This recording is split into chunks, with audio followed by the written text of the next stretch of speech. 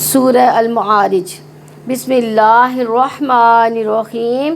اس میں 44 آیات اور 2 رکوع ہیں۔ سأل سائل بعذاب واقع للکافرین لیس لہ دافع، سوال کرنے والے واقعہ ہونے والے عذاب کا سوال کیا، کافروں کے لیے اس کو ہٹانے والا کوئی نہیں، اللہ تعالیٰ کی طرف سے ہے جو عروج کے زینوں والا ہے۔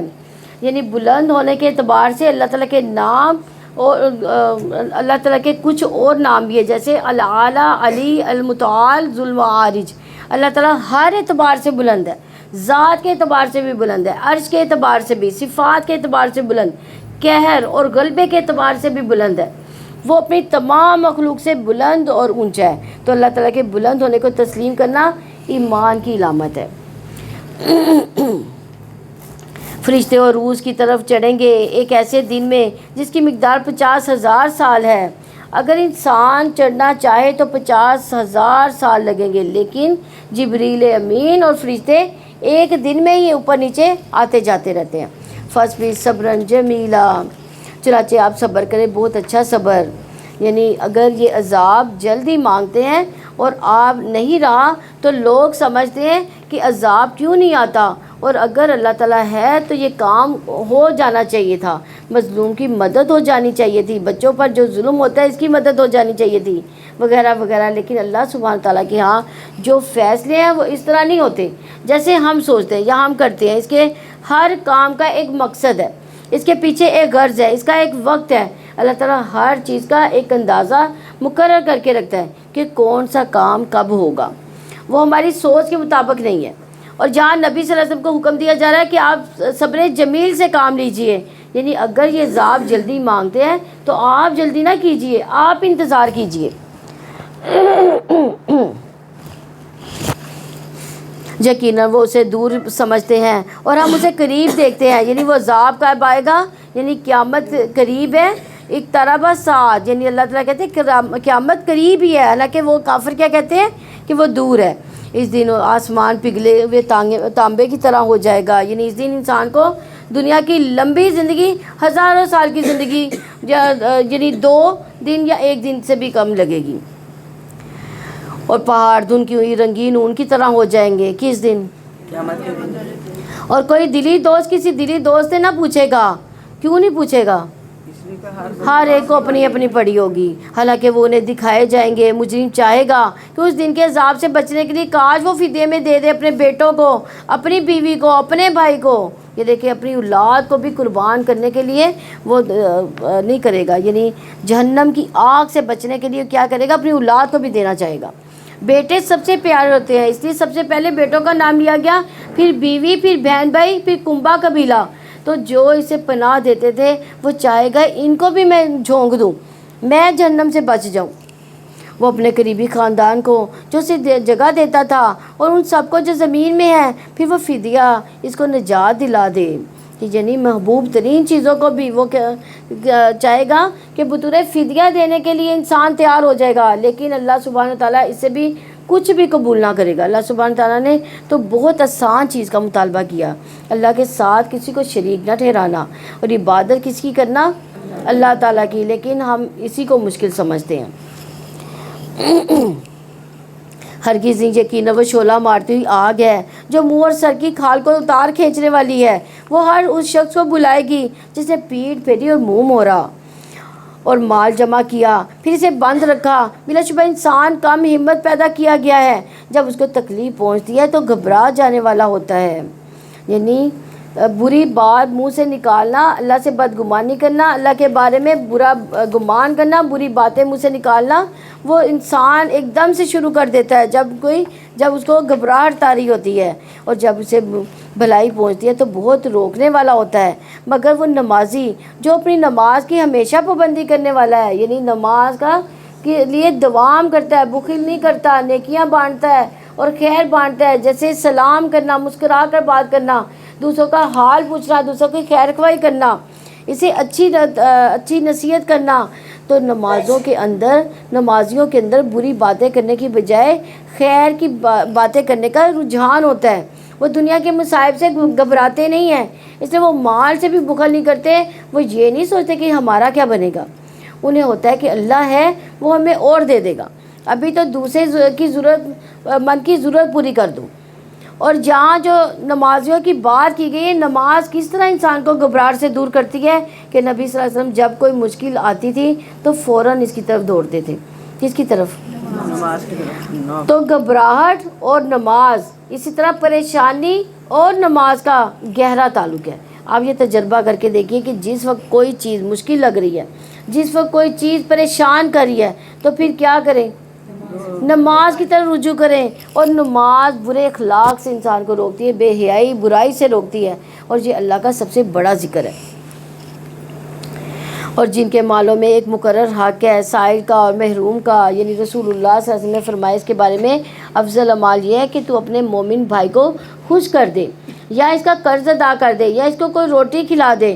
کوئی بھی خیر کا کام کرنا چھوٹا نہ سمجھو، یعنی انسان سے مانگنے والے کو نہ کوئی نہ دے، جو نہیں مانگتا اس کی بھی ضرورت کو پورا کرنا چاہیے. حالانکہ وہ مانگتا نہیں، وہ ضرورت مند ہوتا ہے لیکن وہ مانگتا نہیں، لیکن آپ خود دے کر اس کو ضرور دیں. جن کے اندر ایک خودداری ہوتی ہے، اور بعض کا وہ مانگتے نہیں، جس کے پاس اپنا بہت کچھ بھی ہوتا ہے، لیکن جو خیر کرنے والا ہوتا ہے وہ صرف اس کو نہیں دیتا، جو مانگ رہا تھا، جو نہیں مانگتا اس کو بھی وہ دے رہا ہوتا ہے. اور وہ لوگ جو جزا کے دن کو سچ مانگتے ہیں، اور وہ جو اپنے رب کے عذاب سے ڈرنے والے ہیں، یقیناً ان کے رب کے عذاب سے بے خوف نہیں ہوا جا سکتا. اور وہ لوگ جو اپنی شرمگاہوں کی حفاظت کرتے ہیں، سوائے اپنی بیویوں اور ان عورتوں کے جن کے مالک ان کے دائیں ہاتھ ہیں، تو یقیناً وہ ملامت کیے ہوئے نہیں ہیں. پھر جو کوئی اس کے علاوہ تلاش کرتا ہے وہی حد سے تجاوز کرنے والے ہیں. والذین هم لأماناتہم وعہدہم راعون، اور وہ اپنی امانتوں اور اپنے عہد کا پاس رکھنے والے ہیں. والذین هم بشہاداتہم قائمون، اور وہ جو اپنی گواہیوں پر قائم رہنے والے ہیں. اور وہ لوگ جو اپنی نمازوں کی حفاظت کرتے ہیں، یعنی بار بار دوام سے آغاز کیا گیا تھا کہ بار بار نماز پڑھتے ہیں، اور حفاظت سے اختتام کیا گیا، تکرار کے ساتھ نماز کا ذکر کیا گیا. یعنی حفاظت میں ساری چیزیں آ جاتی ہیں کہ ان کا خیال رکھا جائے، جن کے بغیر نماز ہوتی ہی نہیں. جیسے نمازوں کے اوقات کا خیال رکھتے ہیں، نماز کا وقت اگر ہوا ہی نہیں تو نماز کیسے پڑھ سکتے ہیں. پھر اسی طرح نماز کے فرائض اور واجبات کا خیال رکھتے ہیں. اسی طرح نماز کے وقت سوئے ہوئے نہیں رہتے. یہی لوگ جنتوں میں عزت دیے جانے والے ہیں. پھر کافروں کو کیا ہو گیا کہ آپ کی طرف دوڑے چلے آنے والے ہیں، دائیں بائیں سے، گروہ در گروہ. کیا ان میں سے ہر شخص یہ طمع رکھتا ہے کہ وہ نعمت بھری جنت میں داخل کر دیا جائے گا؟ ہرگز نہیں. ہم نے ان کو جس چیز سے پیدا کیا ہے اسے یہ خود جانتے ہیں. بس میں قسم کھاتا ہوں مشرقوں اور مغربوں کے رب کی، بے شک ہم یقیناً قدرت رکھنے والے ہیں اس پر کہ ہم بدلے میں ان سے اچھے لوگ لے آئیں، اور ہم ہرگز عاجز نہیں ہیں. چنانچہ انہیں چھوڑ دو کہ وہ باتیں بناتے رہیں، کھیلتے رہیں، یہاں تک کہ جب اپنے اس دن کے آ ملے جس کا وعدہ دیے جاتے ہیں، جس دن یہ اپنی قبروں سے تیز دوڑتے ہوئے نکلیں گے، گویا کہ وہ کسی گاڑے ہوئے نشان کی طرف دوڑے جا رہے ہوں.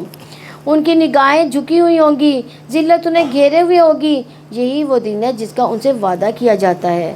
یعنی ہمیں بھی قیامت کے دن کی رسوائی سے بچنے کے لیے دعائیں کرنی چاہیے. جیسے ابراہیم علیہ السلام نے کیا کہا تھا، وَلَا تُخْزِنِی یَوْمَ یُبْعَثُونَ، کہ اللہ مجھے اس دن رسوا نہ کرنا جس دن حساب کے لیے سب جمع کیے جائیں گے. یعنی میرے عیبوں پر پردہ ڈال دینا. آخرت کی عافیت کی اور بھی دعائیں ہیں، جیسے اللہم انی اسألک العفو والعافیۃ فی الدنیا والآخرہ. سورہ نوح، یہ سورہ مکی ہے. اس میں 28 آیات اور 2 رکوع ہیں. بسم اللہ الرحمن الرحیم. انا ارسلنا نوحا الی قومہ ان انذر قومک من قبل ان یأتیہم عذاب علیم. یقیناً ہم نے نوح کو اس کی قوم کی طرف رسول بنا کر بھیجا کہ اپنی قوم کو خبردار کر دو اس سے پہلے کہ ان پر دردناک عذاب آ جائے. اس نے کہا، اے میری قوم، یقیناً میں تمہیں کھلم کھلا ڈرانے والا ہوں کہ تم اللہ تعالیٰ کی عبادت کرو، اسے ڈرو اور میری اطاعت کرو. یعنی ہر نبی نے اپنی قوم کو اللہ کی عبادت کے لیے دعوت دی. جن اور انسانوں کی تخلیق کا مقصد بھی کیا تھا؟ اللہ تعالیٰ کی عبادت. اور مرنے کے بعد جب انسان قبر میں جائے گا تو فرشتہ آ کر کیا پوچھے گا؟ ماں کنت تعبدون، تم کس کی عبادت کرتے تھے؟ تو اس لیے عبادت ہی جنت میں داخلے کا باعث ہے۔ رسول اللہ صلی اللہ علیہ وسلم نے فرمایا رحمان کی عبادت کرو، سلام کو عام کرو، کھانا کھلاؤ، تم جنتیوں میں داخل ہو جاؤ گے۔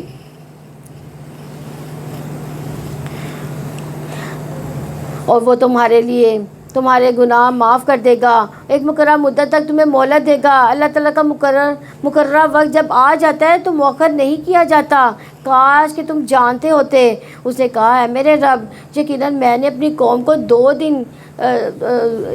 کو دن رات دعوت دی ہے، یعنی کوئی لمحہ نہیں چھوڑا دعوت دینے کا۔ میرے بلانے نے دور بھاگنے کے سوا ان میں کسی چیز کا اضافہ نہیں کیا، اور یقیناً جب بھی میں نے دعوت دی ان کو تاکہ ان کو معاف کر دے تو انہوں نے اپنے کانوں میں انگلیاں ڈال لیں، اور انہوں نے اپنے کپڑے اوڑھ لیے اور ضد پر اڑ گئے۔ تکبر کیا، بڑا تکبر کرنا۔ پھر میں نے انہیں بآواز بلند دعوت دی، میں نے انہیں اعلانیہ اور خفیہ دعوت دی، بہت خفیہ، یعنی رسالت کے پیغام کو پہنچانے کے لیے انتہا درجے کی کوششیں کر لیں، ہر طرح کا طریقہ اپنا لیا۔ تو میں نے کہا اپنے رب سے بخشش مانگ لو، یقیناً وہ ہمیشہ سے بہت معاف کرنے والا ہے۔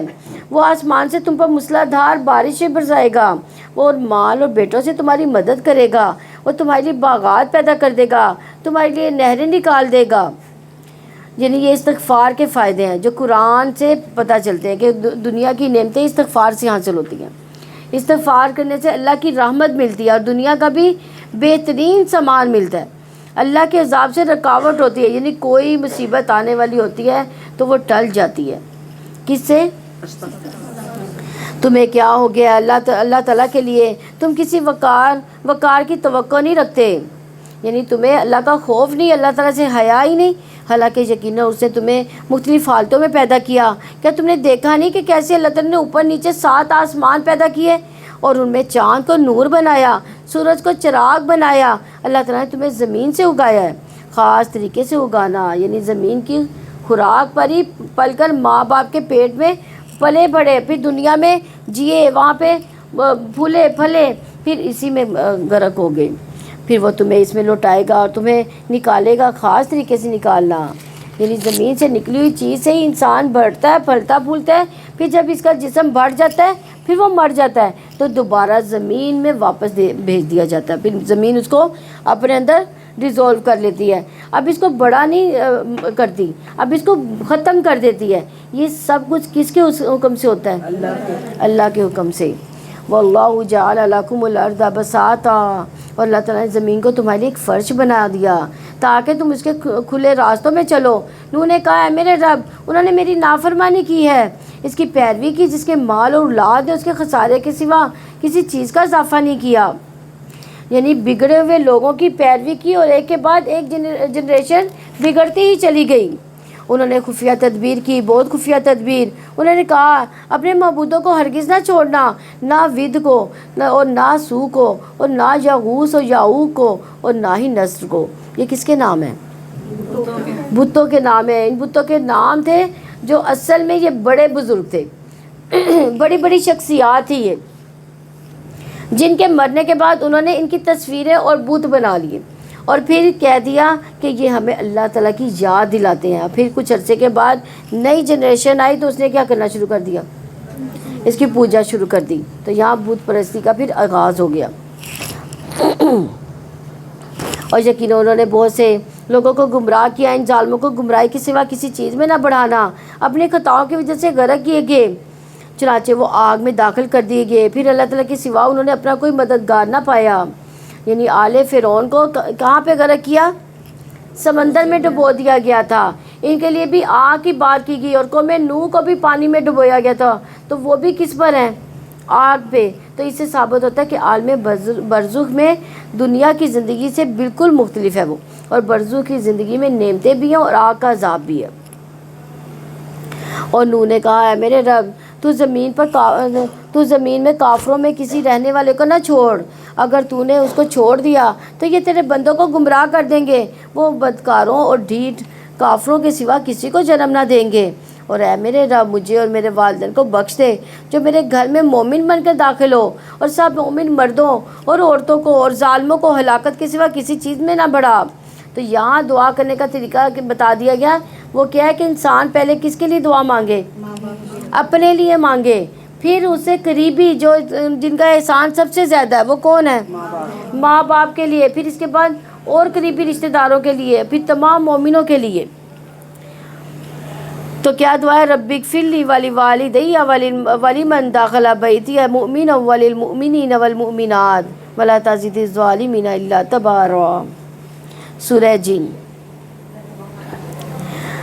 سورہ جن مکی ہے، اس میں 28 آیات اور 2 رکوع ہیں۔ قل اوحی الی انہ استمع نفر من الجن فقالوا انا سمینا قرآنا عجبا، کہہ دو کہ مجھے وحی کی گئی ہے کہ یقیناً جنوں کے گروہ نے کان لگا کر غور سے سنا، تو انہوں نے کہا کہ یقیناً ہم نے ایک عجیب قرآن سنا ہے۔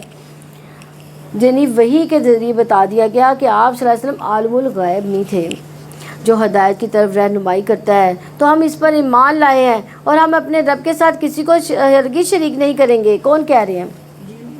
جن کہہ رہے ہیں۔ انہوں نے تلاوت سنی، فوراً ہی قبول کر لیا قرآن کہ ان کو یہ سمجھ آ گئی کہ قرآن ہدایت کی طرف بلا رہا ہے۔ یہ بھی پتہ چل گیا کہ قرآن شرک سے بھی روک رہا ہے، تو جن ایمان لے آئے، لیکن اہل مکہ تم نقصان میں پڑ گئے، تم کفر کرتے رہے، تم خسارے میں پڑ گئے۔ نبی صلی اللہ علیہ وسلم نے فرمایا آسمان اور زمین کے درمیان جتنی چیزیں ہیں وہ سب جانتی ہیں کہ میں اللہ کا رسول ہوں، سوائے نافرمان انسانوں اور جنوں کے، وہ نہیں مانتے۔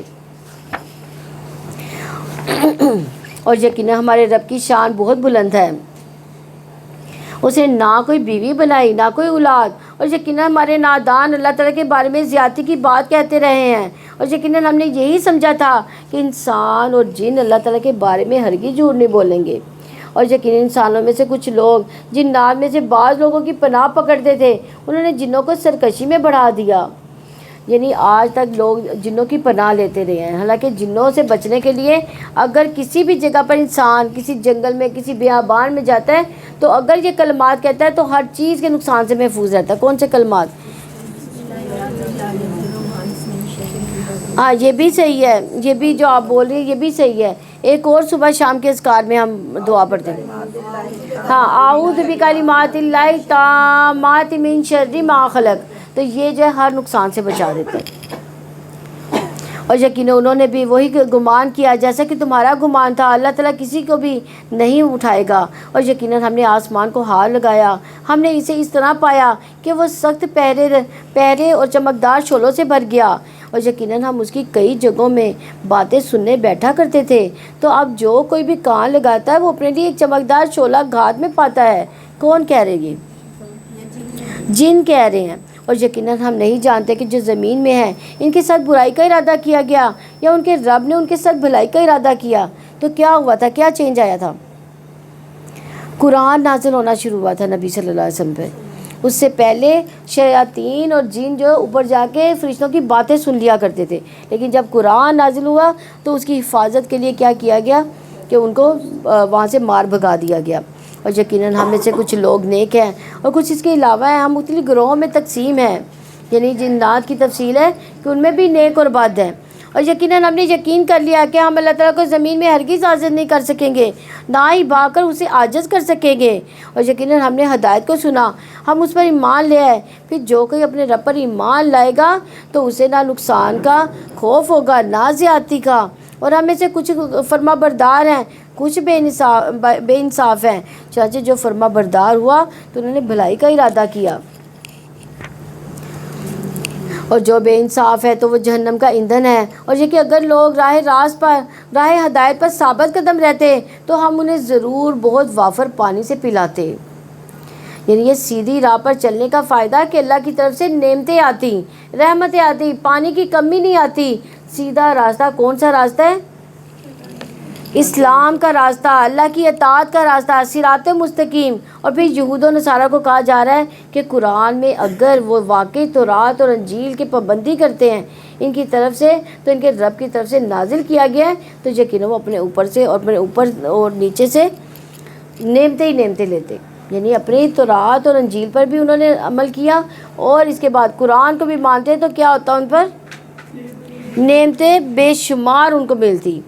جب انسان اللہ کے کمال پر عمل کرتا ہے، گناہوں سے بچتا ہے، تو رزق میں فراوانی ہوتی ہے. لیکن دیکھا جائے تو جتنا زیادہ رزق ہوتا ہے اتنا انسان کا امتحان زیادہ ہو جاتا ہے. مال کو کہاں سے کمایا، کہاں خرچ کیا، قیامت کے دن یہ بھی 2 سوال پوچھے جائیں گے،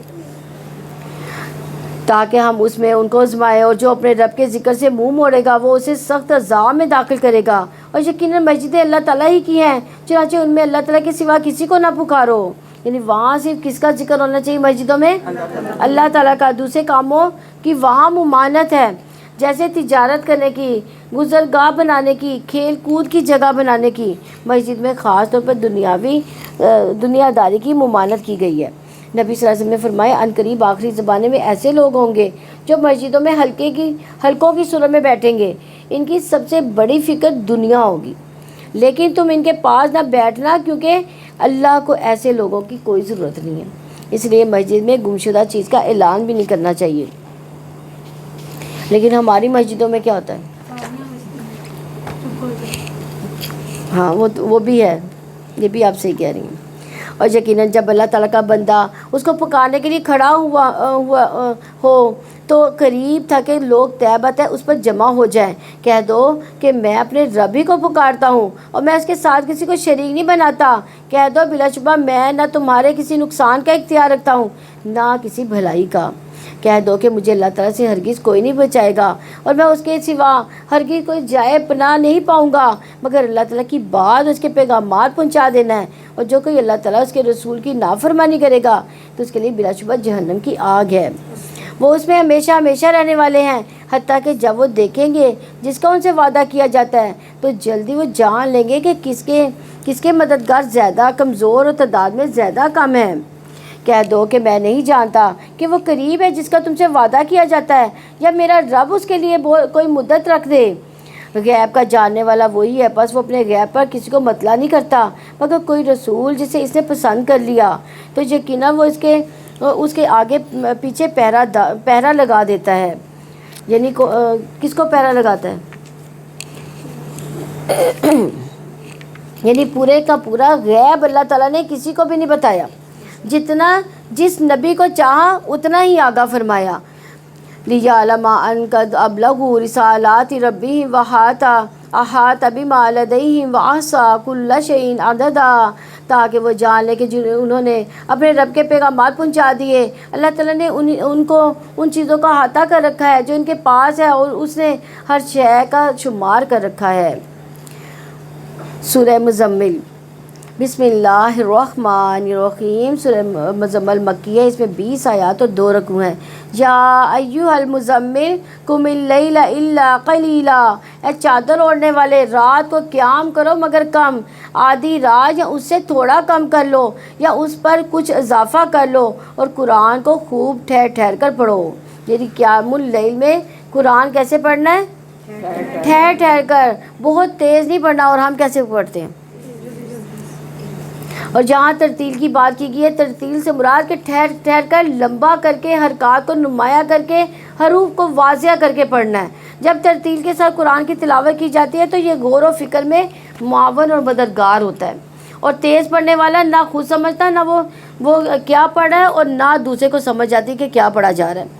اور اسی طرح نبی صلی اللہ علیہ وسلم اپنی قرآت میں ایک ایک لفظ کو، ایک ایک حرف کو ٹھہر ٹھہر کر ادا کرتے تھے. جب رحمت والی آیت سے گزرتے تو رک کر کیا کرتے تھے؟ رحمت کا سوال کرتے تھے اللہ تعالیٰ سے. جب عذاب والی آیت آتی تو تب کیا کرتے تھے؟ عذاب سے پناہ مانگتے تھے. پھر اسی طرح قرآن کو خوبصورت آواز سے بھی پڑھنا چاہیے. نبی صلی اللہ علیہ وسلم نے فرمایا کہ اپنی آوازوں کے ذریعے قرآن کو زینت بخشو. اور اسی طرح ایک دن یا ایک رات میں ختم نہیں کرنا چاہیے، یعنی اتنی تیزی سے نہیں پڑھنا چاہیے. اس کے بارے میں مسلم مخراج کہتے ہیں کہ میں نے عائشہ رضی اللہ عنہا سے کہا کہ اے ام المومنین، کچھ لوگ ایسے ہیں جو ایک ہی رات میں 2 یا 3 بار قرآن پڑھ لیتے ہیں. جیسے اس کی مثال دے مجھے. کیسے پڑھا جا سکتا ہے؟ جیسے شبینہ پڑھا جاتا ہے نا. شبینے میں کیا ہوتا ہے؟ ایک ہی رات میں قرآن پڑھ دیا جاتا ہے. حضرت عائشہ رضی اللہ عنہ نے فرمایا ان لوگوں کا پڑھنا اور نہ پڑھنا برابر ہے. یعنی انہوں نے کیا پڑھا اس میں سے نہ کچھ سمجھا نہ ہی اس کا کوئی حق ادا کیا، اور اس کی قرأت کا بھی حق ادا نہیں ہوتا. یقیناً ہم جلدی آپ پر ایک بھاری کلام نازل کریں گے. یعنی بھاری کلام سے مراد کیا ہے؟ وحی الہی. جب وحی نازل ہوتی ہے تو آپ صلی اللہ علیہ وسلم پر بہت سخت تکلیف ہوتی تھی. آپ کے اوپر گویا ایک بوجھ رکھ دیا جاتا تھا اور آپ کے چہرے پہ پسینے کے قطرے ٹپکنا شروع ہو جاتے تھے.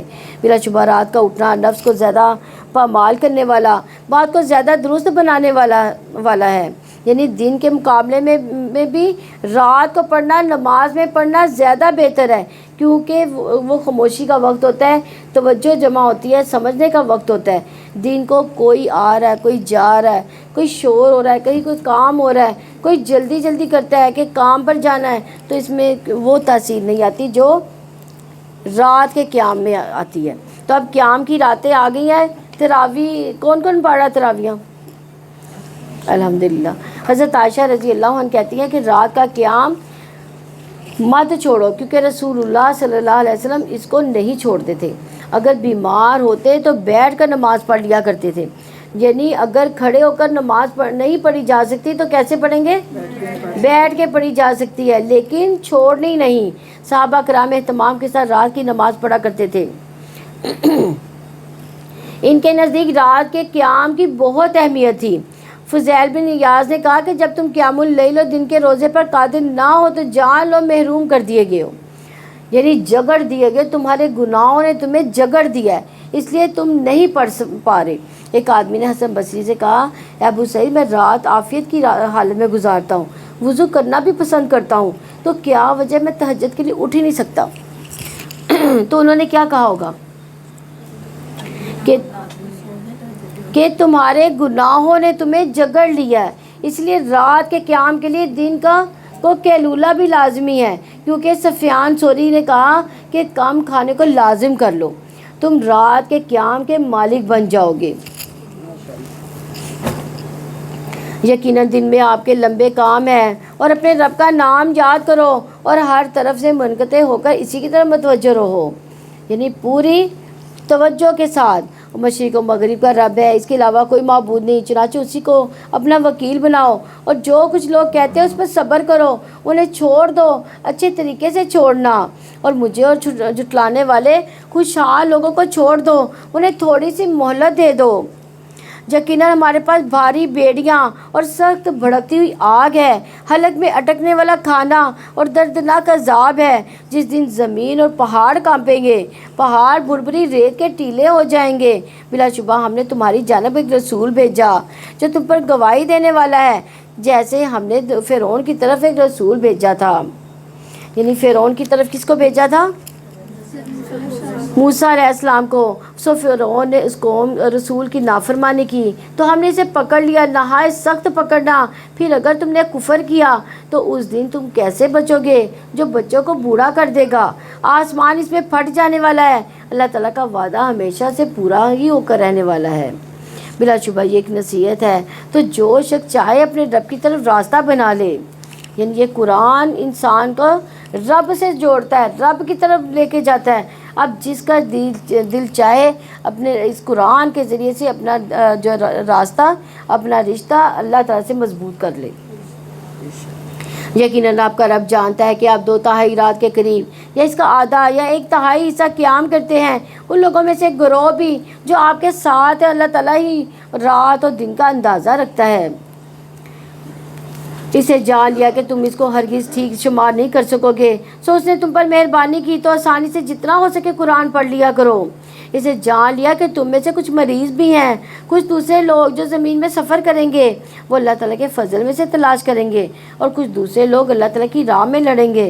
چنانچہ آسانی سے جتنا ہو سکے پڑھ لیا کرو اور نماز قائم کرو، زکوٰۃ ادا کرو، اللہ تعالیٰ کو قرض حسنہ دو، اللہ تعالیٰ کو قرض دو، اچھا قرض. اور جو نیکی تم اپنے لیے آگے بھیجو گے اسے اللہ تعالیٰ کے ساتھ موجود پاؤ گے، وہ بہتر اور ثواب میں زیادہ بڑی ہے. اللہ تعالیٰ سے بخشش مانگو، بلا شبہ اللہ تعالیٰ بےحد بخشنے والا نہایت رحم والا ہے. یعنی کبھی راتیں لمبی ہو جاتی ہیں، کبھی چھوٹی ہو جاتی ہیں، اور تم رات کا صحیح شمار نہیں کر سکو گے.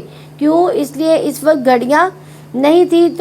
تو جتنا انسان کے لیے ممکن ہو آخری رات میں اٹھے، قیام کرے. اگر سمجھے کہ نہیں اٹھ سکتا تو عشاء کی نماز کے بعد ہی کیا کرے؟ نوافل پڑھ لے اور سو جائے تاکہ اس کا قیام اللیل ہو جائے، کیونکہ قیام اللیل ہم سوچتے ہیں کہ آخری تہائی رات میں ہے، ہم یہی سوچتے ہیں نا آخری گھڑی میں ہے، لیکن تہجد آپ کو کسی بھی ٹائم پہ پڑھ سکتے ہیں، یعنی عشاء کے ساتھ پڑھ لیں یا مڈ نائٹ میں پڑھ لیں یا اس سے بعد میں پڑھ لیں، یعنی پوری رات میں آپ جب مرضی پڑھ لیں۔